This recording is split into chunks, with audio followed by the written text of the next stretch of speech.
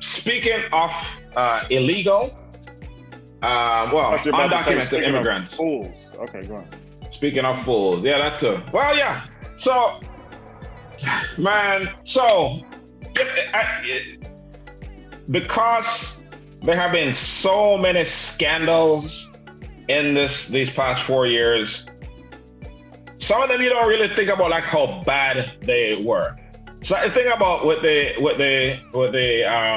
immigrant kids. So imagine you have a mother or family in Guatemala someplace in a community full of gang violence where the gang going house to house, and if you have to join the gang. If you don't join the gang, we're going to kill you.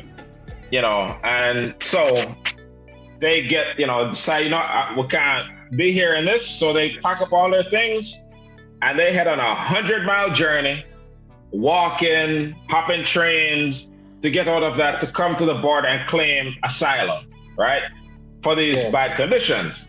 So because as bad as this, when you really think about it, it's really terrible what this government did to those people. So now once they get to the border to claim asylum, even though that's a legal process and they should be able to do, what the Trump administration did was basically say they've crossed illegally, and that's a crime. So not only do they, imprison them, they separate them from their kids. From their family, yeah.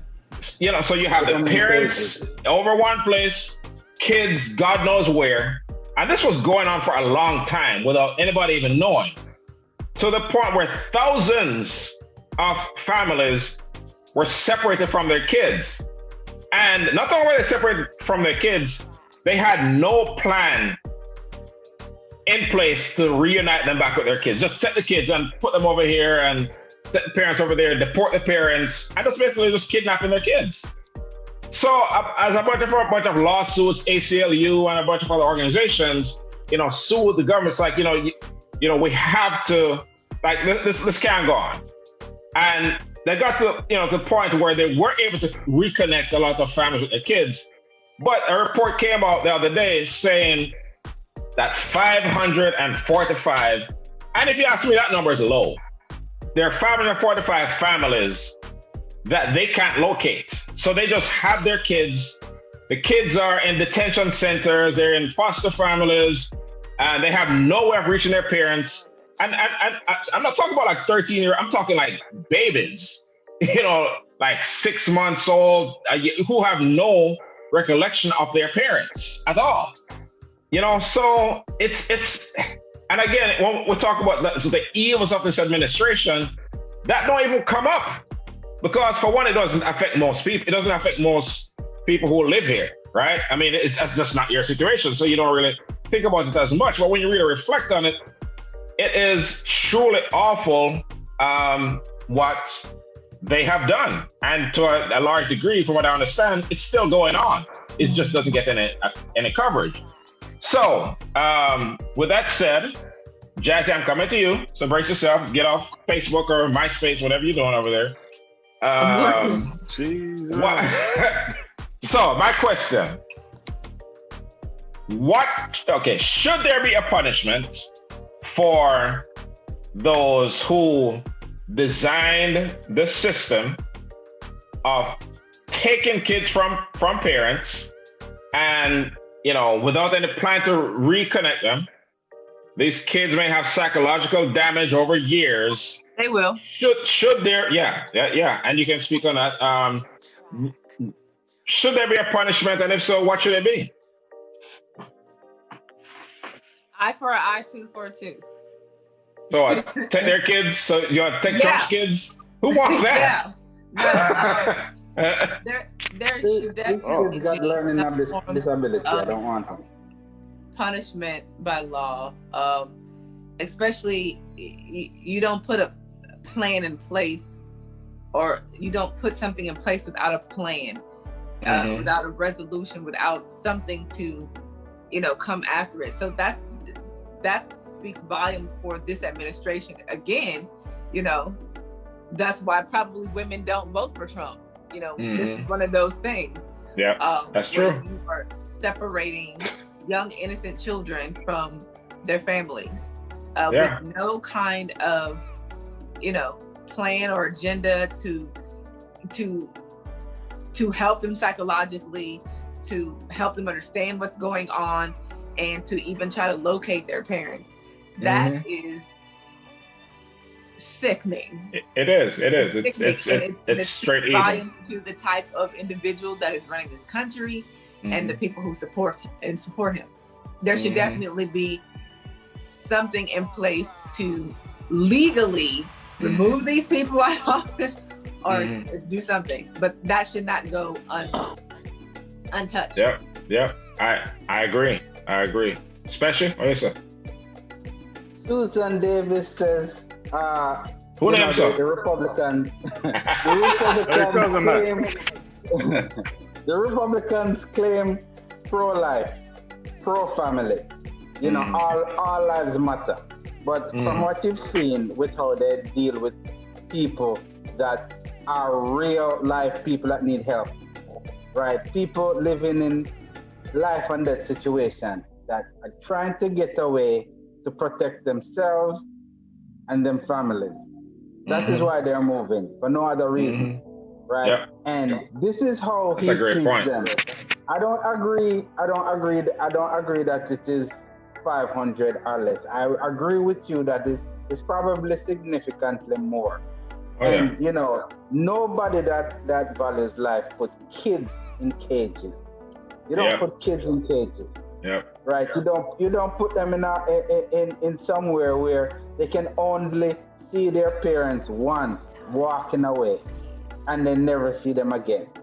And I agree with Judge. There is no plan put in place for them to reunite, and some of them will probably never see their parents again because it's happened. Yeah. So that's most likely. Yeah. It's definitely somebody should be punished, but the problem is we won't be able to identify particular persons to be punished, and that is the problem. This is an organization.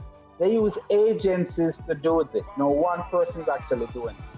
So because there's an agency problem, you can't really hold one person accountable for the decision. Because, as much as Trump would think that he did it, he alone didn't do it. They had a committee put together to determine this. And committees don't go to jail, right? They don't. And so nobody will be nobody get the blame. Nobody gets blamed. You can even take it back to just how sick the government is overall. When Hillary had those emails about the sex trafficking, that evidence of children being mutilated and sex trafficking, nothing was done.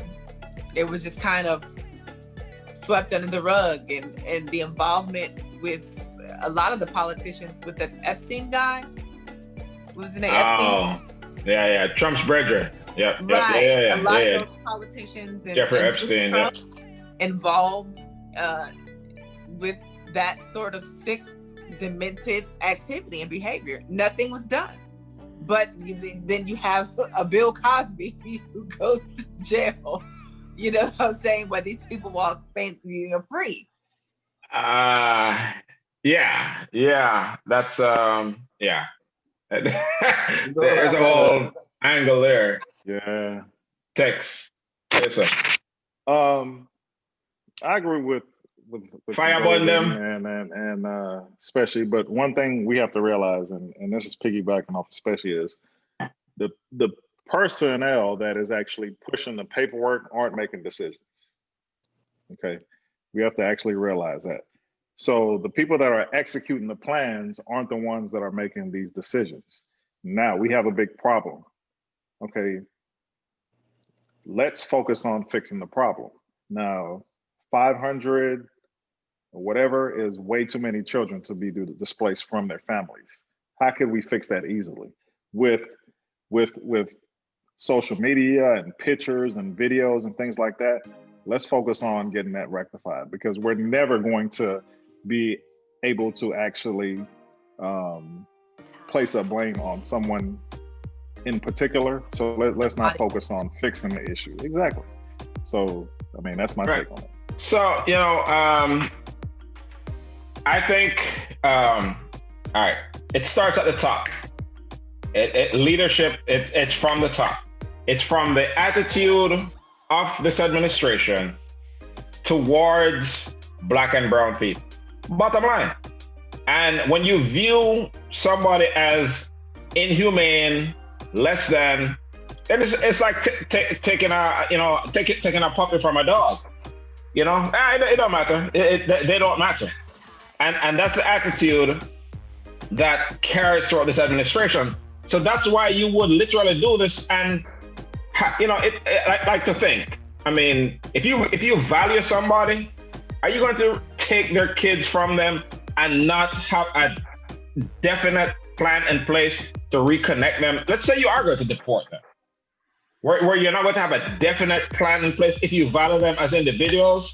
Yeah, and you know, if you know, but look, if you think about how Trump started, like on day one of his campaign when he was running in 2015. I mean, I remember this like it was yesterday because it was right after Mommy died, and we were in Florida, and you know, like Mommy had two funerals. She had the funeral in Florida and the funeral in Houston. I think she already had her Florida funeral, and we're just hanging out at Ronnie's house, and we watched the man come down the escalator with his wife and talking, and we all sitting there watching. And I hear him say, when Mexico sends its people, they're not sending the best. They're sending drug dealers, rapists, and some of them I assume are good people. And so this was day one when you're making a campaign announcement. And so for the next, year, that's what he ran on. That Mexicans and South, Central Americans and Black people they're less than. And so everybody he surrounded himself with are people who latched onto that message that these people don't matter. So when you have that attitude, it's going to carry forward in policy. So that's basically what we're seeing. We can't talk about technically how this can be fixed and how we can, try and reconnect them and what have you. But the bottom line is they don't want to because they don't view these people as human beings. That's what it is. At the end of the day, that's what it is. They don't matter. And that's what you're seeing. You know what I mean? So, vote out them. So that's all we have to do. That's the bottom line. We can't talk about how bad it is and but we just have to vote them out and get rid of them.